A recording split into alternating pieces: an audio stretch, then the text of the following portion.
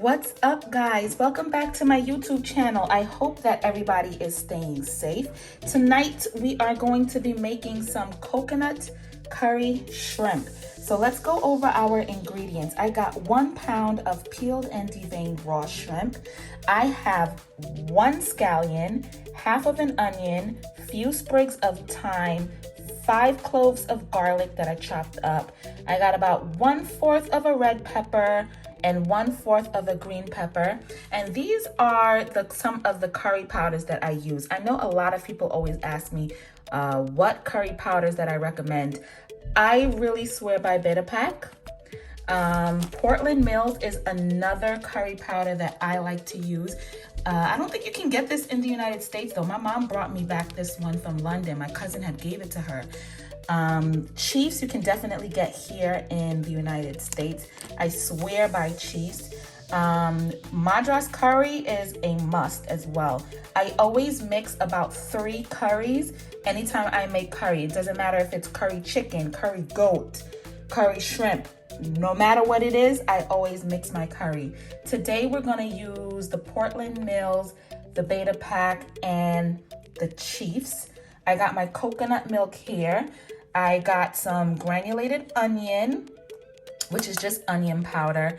We got seafood seasoning, garlic powder, and Maggi fish seasoning. So I have got these shrimp nice and prepped. I squeeze a little lemon over it just to get that little raw fish smell that comes with seafood. So let's get into our seasoning. All right, so with these shrimp, you really want to make sure that you don't over season it because we are going to season our curry sauce first and cook it. So don't over season this. We're gonna go light on this. I forgot to mention I do have all-purpose seasoning, so I'm going to sprinkle just a teaspoon on top of the shrimp. That's all-purpose. Next, I'm gonna use this seafood seasoning. I know some people might not have access to this brand, but I use this brand a lot. I really endorse this brand. If you want to, you can click on the link in the description box and there's a link to my Amazon storefront where I have some of the seasonings listed there and you can purchase it for yourself if you don't have it in your local supermarket. Are going to sprinkle just half a teaspoon on top of that. And if you don't have this seasoning, it's okay to swap out with Old Bay. I'm also gonna use this Maggi fish seasoning.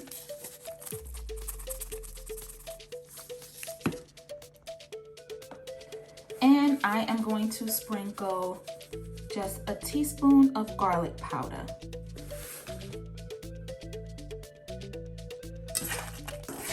Now I am just going to massage all the seasoning in, and then we're gonna go over to our frying pan to get the magic started.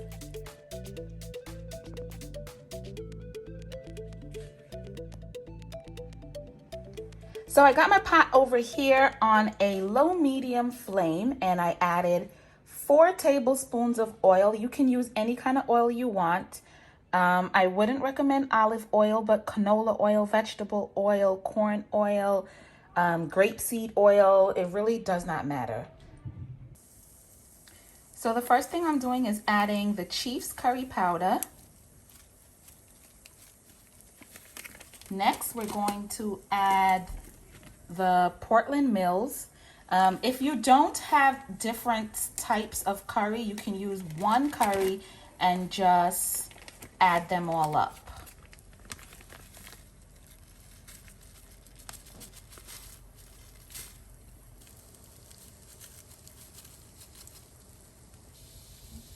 And last but not least, we're gonna put the Pack curry powder in there. So as you can see, all curry is not created equal. As you can see, all curry is not created equal. Look at how we have the Pack, the Portland Mills, and the Chiefs. They're all different colors. Why? Because they all bring something different to the table. But when you combine all three, that's when the magic happens. So what we're gonna do now is toast this curry for about a minute, and we are going to add our fresh seasonings right here. So we added in our onions, our pepper, our garlic, our thyme, and we're going to toast these all together. Sometimes I do add curry leaves to my curry, but not today. If you choose to add curry leaf, you can as well. So we're gonna toast this for a good minute. The smell is just amazing. I love the way curry smells.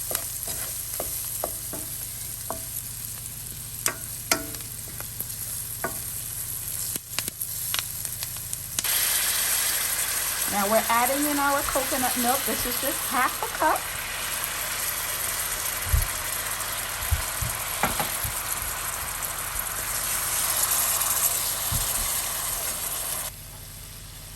And now we're gonna add a cup of water.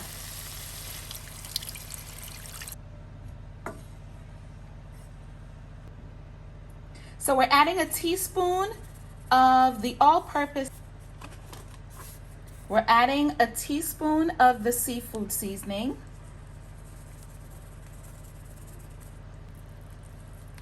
We're going to add just a half a teaspoon of the fish seasoning, a teaspoon of onion powder, and a teaspoon of garlic powder. Now what I want you to do after we're finished cooking this, we're gonna cover this and cook this for 15 minutes. But once it's finished cooking, I want you to take a taste of your curry sauce and see if you like the way it tastes. Don't be afraid to add more seasoning if you want to. At this point, it shouldn't need more seasoning because then it would just be way too salty. But this is the consistency you want. We're gonna lower the fire down to low. I have it on number 2 right now. And now we're gonna cover this and let it cook for 15 minutes.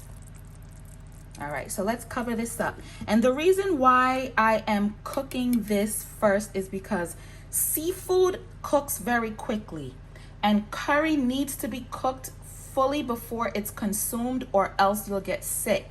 So there's not enough time for the seafood to cook if you just add it right away. So what you want to do is always make sure you cook your curry first before you add seafood. So it's been 15 minutes. Let's open up the lid. Oh Lord, this is hot. Okay, so you see how nice and rich our curry sauce is? Just give it a little stir. Now we're going to add our shrimp and let it cook. I got some fried plantain going on over here. I got some white rice going on over there. And this is ready. Let's add our shrimp.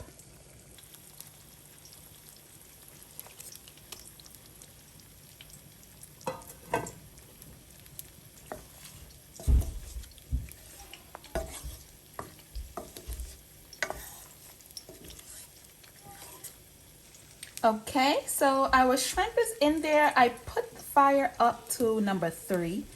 We're gonna let this bubble a bit. This should be ready in about 15 minutes. Remember, you don't wanna overcook these shrimp because then they'll be tough. Shrimp, any kind of seafood, cooks very quickly. If you overcook it, your shrimp will be tough. Okay, let's cover this. We got some nice fried plantain over here.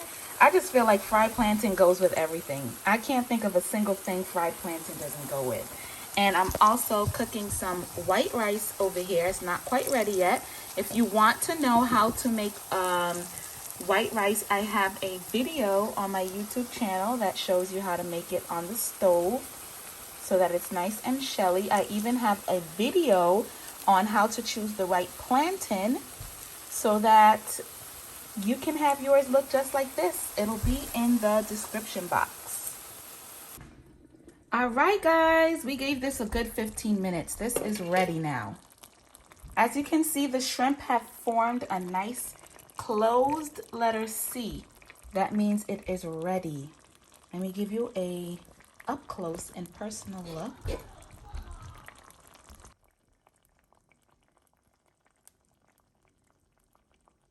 So this is what your shrimp should look like once it's ready.